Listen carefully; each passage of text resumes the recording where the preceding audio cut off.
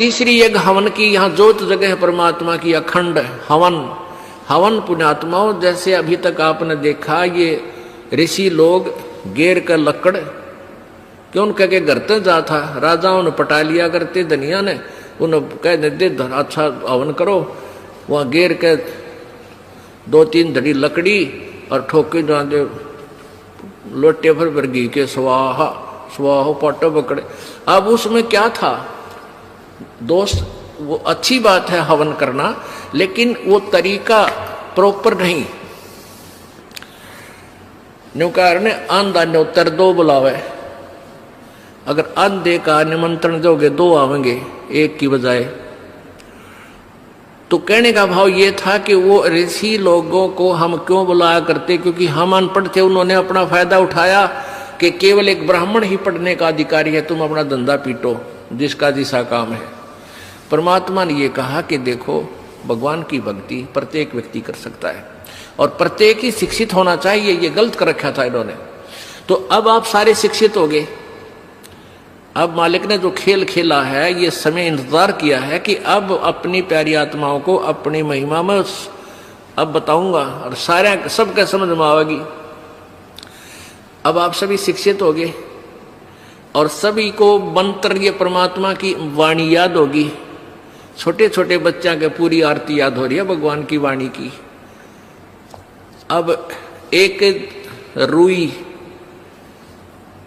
1.5 ग्राम 2 ग्राम रुई लगेगी, एक जोत बना दे, खड़ी जोत लगा दी, उसमें घी डाल दिया जितनी आपकी इच्छा है, 1 कटोरा भर दे, सारे दिन जले।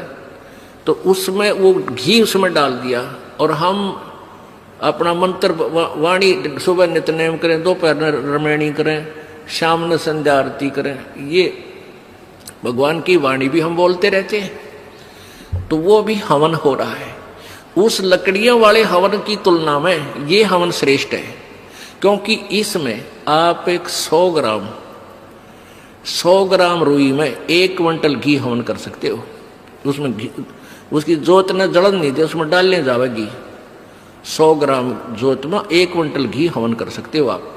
और लकड़ियां में 1 क्विंटल घी हवन करने के लिए कम से कम भी 20 किलो तक कम से कम लकड़ी जला देते हो। तो उन लकड़ियों के जलने से कार्बन डाइऑक्साइड अधिक होती है। उस 2 धड़ी यानी 20 किलो लकड़ी समाप्त की जलने की तुलना में 100 ग्राम रुई की का प्रदूषण उससे कई हजार गुना कम होगा। तो हमने ये अपनाना है। तो हम अपना हवन डेली करें हैं। अब क्या करा करते, कोई मृत्यु होगी, बुलाओ गुरुजी ने और हमारा हवन करियो 2 दिन 4 दिन। वो 2 दिन के हवन में किला टूट गया। रोज करो हवन अपना, एक जोत लगा दे, सुता उठ के हाथ पैर धो ले, नहान का ना फुर्सत मिले, कोई जरूरी ना होती नहाना। इसमें नहाए धोए क्या भ्याज है, मन का मैल ना जाए और मीन सदा जल में रहे, धोए बांस ना जाए। अंदर से अंत तक साफ हो, हाथ पैर जरूर धो ले, क्योंकि धार्मिक वस्तुओं के हाथ लगाने।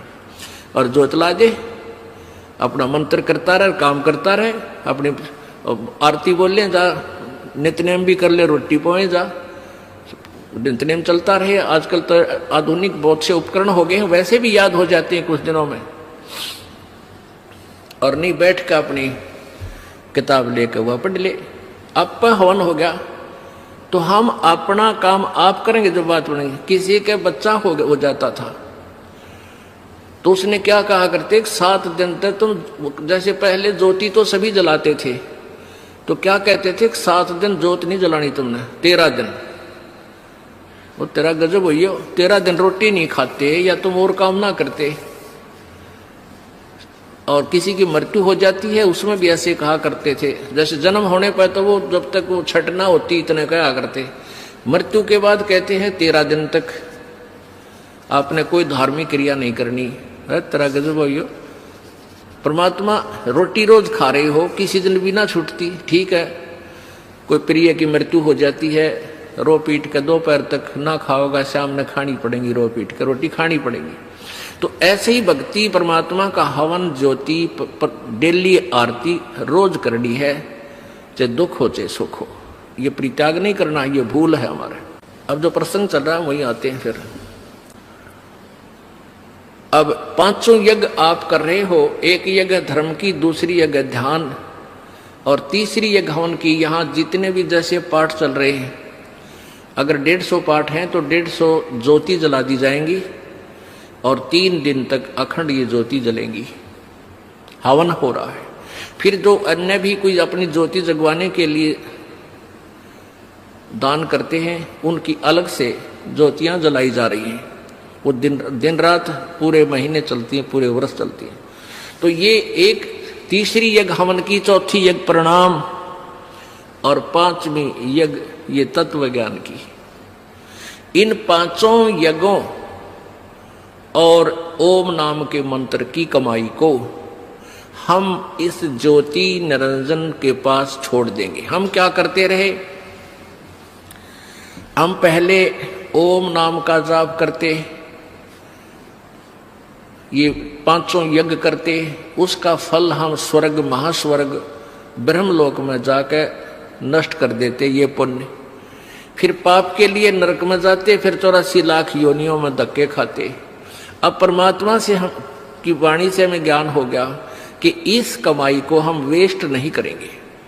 हम यहाँ कोई मंत्री बनेंगे, ना हमने मुख्यमंत्री बन की हो सकता, ना प्रधानमंत्री, ना इंद्र की पदवी हमें नहीं चाहिए। इंद्र दा राज काग दा बिष्टा, इंद्र स्वर्ग का राज भी हमारे लिए काग की बीट तुल हो जाना चाहिए। यदि आप सतलोक जाना चाहते हो और तुम्हारे सरपंच की पीपी इधर बैठो है तेरा, फिर किसे भगत तुम? हमने नहीं यहाँ का कोई भी सुख चाहिए। यदि तुमने सतलोक जाना, यही धक्के खाने हैं, तो ठीक है, आप पुण्य कर रहे हो, इसके प्रतिफल में चाहे पूरी पृथ्वी के राजा भी बन सकते हो और फिर गधा राजा भी बन सकते हो। तुरंत ये पहले सोच लेना। राजा कहते हैं कबीर, हरि के नाम बिना ये राजा रसब हो। बड़े गधे ने रसब बोले। हमने यहां से पीछा छुटवाना पुण्यात्माओं, इस बात को कति अपने पल्ला गांठ लगा लो, यानी दृढ़ निश्चय कर लो, दृढ़ संकल्प कर लो कि भगवान फिर बोर्ड के इस गंदे लोक में जन्म ना हो। हृदय में एक ऐसा हेट बने और वहां की इसी उमंग बने, सतलोक जाने की। जैसे बालक बच्चे ने कह दे कि तेरे मामा का ब्याह है, माँ कहती है भाई चल वहां चलेंगे, तो कई दिन पहले कूदन लग जाकर बच्चे मामा का जाऊंगा, मामा का जाऊंगा। तो ऐसे ही हमने सतलोक जाने की उमंग भर जानी चाहिए। अगर आपके हृदय में ये पक्की दस जाती है कि वहां सतलोक है, वो सच्चा सुख सतल है, हमारा मूल स्थान वहां है, हमारे वहां पहले के कुछ साथी भी वहां रहे हैं जो हमारे की तरह बेवकूफ ना बने। तो गरीबदास साहिब जी ने कहा है, वाह वाह अमरपुर जाऊंगा, वाह वाह अमरपुर जाऊंगा, सतलोक जाऊंगा, दीन दयाल भक्ति दे मोको, अनहद वाणी गाऊंगा, वाह वाह अमरपुर जाऊंगा, वाह वाह अमरपुर जाऊंगा। यानी ऐसी उमंग हो आपके अंदर।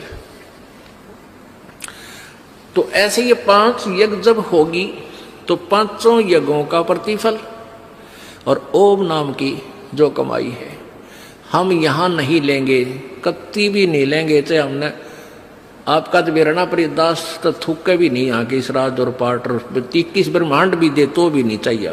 हमने तो झंझट मिटवाना संग जन्म का। 4 मुक्ति जहां चंपी करती माया होरी दासी, और दास गरीब अभय पद पर से वो मिले राम अविनाशी।